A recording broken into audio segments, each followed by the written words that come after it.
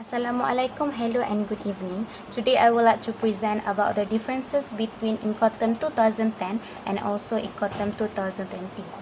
Incoterm is an abbreviation for International Commercial Terms, as this term can be defined as the transaction between importer and also the exporter that make both parties understand the cost, the risk, the responsibility, as well as the logistic and transportation management.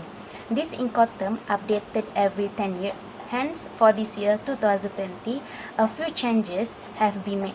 So the first one is DAT, which is delivered at terminal has changed to the new names, which is DPU. That means delivered at place unloaded. In 2010, DAT means the goods are delivered once unloaded at the name of the terminal, as DAT limits the place of delivery to a terminal. However, in Incoterm 2020, the reference to terminal has been removed and make it more general, as in broadly cover any place, whether covered or not. And the second changes that have been made in Incoterm 2020 is insurance under CIF. CIF is carriage insurance and freight, and CIP, carriage and insurance paid to.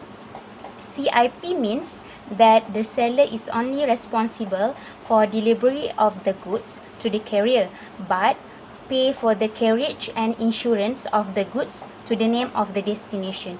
Same goes to CIF, but CIF has an exception that it can be only used in maritime transport.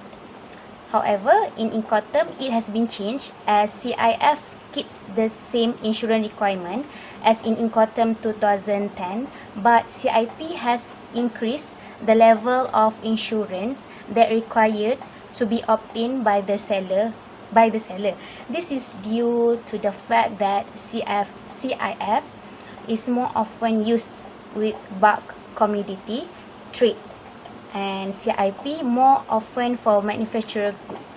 And manufactured goods actually has higher level of insurance. So the third one, that Incoterm 2020 has changed, bills of lading. There's a gap between FCA, which is free carrier, and FOB, free on board.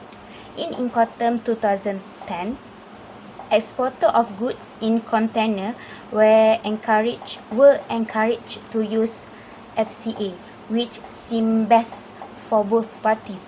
However, many people were using free on board, FOB, because a standard letter of credit required an on-board bill of lading to be presented.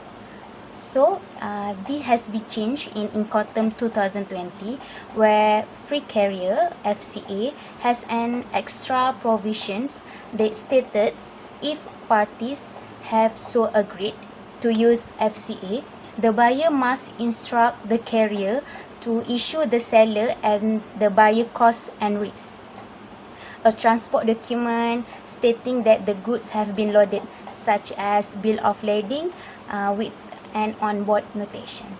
And the fourth one is the transport security requirements. In Incoterm 2020, the liability as regards security is addressed more precisely under two circumstances, which are transport from country of origin to that of the destination, and custom clearance formalities procedure, such as export, import, and also transit. So during the transport of the goods, the security liability is assumed by the party who executes the carriage of goods contract, whether the seller or the buyer. This security requirement bring cost and risk delay if the party is not fulfill their requirement. So that's all for me, where I found 4 key that has been changed from Incoterm 2010 and 2020. Thank you.